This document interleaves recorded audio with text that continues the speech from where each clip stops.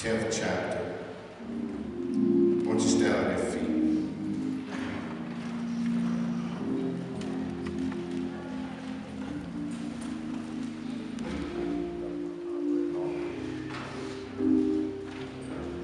Beginning in verse 47.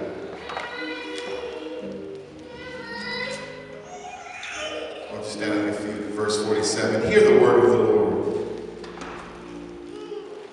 And it says, and when he heard that it was Jesus of Nazareth, he began to cry out and say, Jesus, Son of David, have mercy on me. Then they warned him to be quiet, but he cried out all the more. Then they warned him to be quiet, but he cried out all the more, Son of David, have mercy on me. So Jesus stood still and commanded him to be called. Then they called the blind man, saying, be of good cheer, rise, he is calling you. And throwing aside his garment, he rose and came to Jesus. So Jesus answered and said to him, what do you want me to do for you? The blind man said, Rabbi, that I might receive my sight. Then Jesus said to him, go your way. Your faith has made you well. And immediately he received his sight and followed Jesus on the road.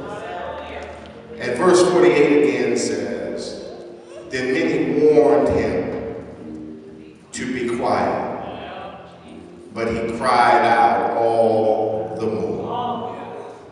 As you take your seat, I want you to know that I'm preaching from the subject, a distracted journey.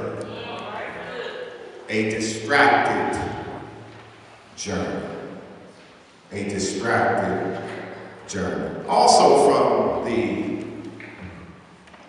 from the book of Acts, the 15th chapter.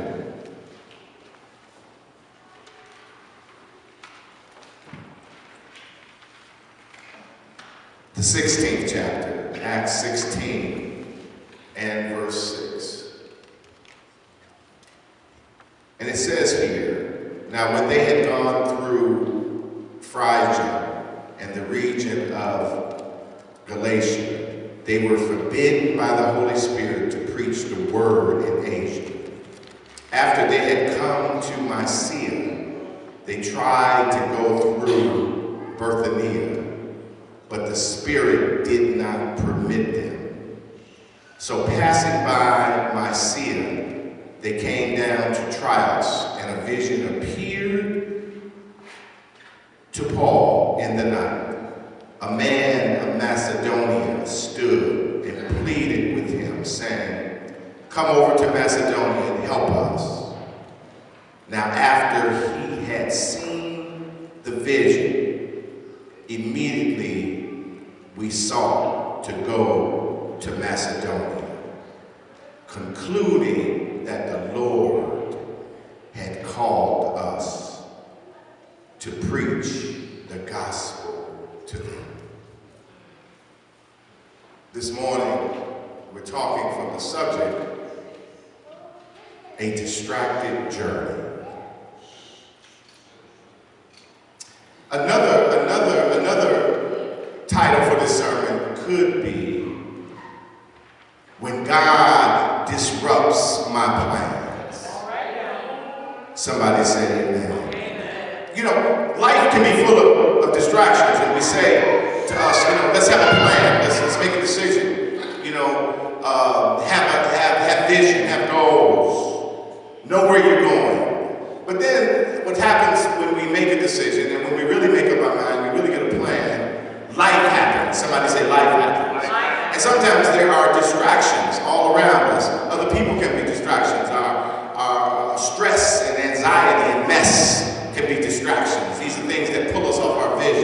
Sometimes they're positive and sometimes they are negative. Amen. Other people, we're loud. Amen. Taking phone calls when we don't need to talk to folk and getting caught up in mess and gossip and all kind of anger. Those can be distractions, and very often distractions, they drain us. Am I right about it? Amen. They drain the energy that we need to be successful. Also, they're positive distractions.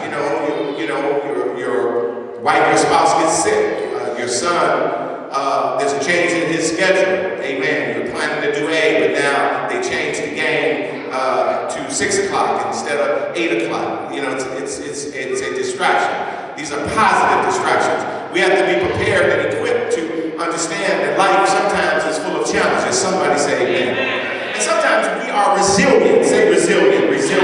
And resilient means that we have the ability to cope and to handle stress and trauma and change. You and I know people that can't handle stress and trauma and change. That any disruption, amen, they just go crazy. They lose it. But the point is that life can bring challenges and our plans can be disrupted. Amen. But there are times in which we have to know for ourselves what God has called us to do. Somebody say amen. And we must have that internal something, that voice, that gut feeling, in the sense of a vision or in the sense of alignment. Sometimes we know that a disruption or a distraction is positive because it lines up with my values. Somebody say amen. Sometimes we can't be so busy on our journey. Hello, somebody. I'm so busy on my journey that I'm not available to God. Hallelujah. I'm so stuck on my path, amen, that I can't make a stop along the way. I like the story of Bartimaeus, the blind man, amen. And he's a distraction to Jesus. Somebody say amen. And he's a distraction to the church.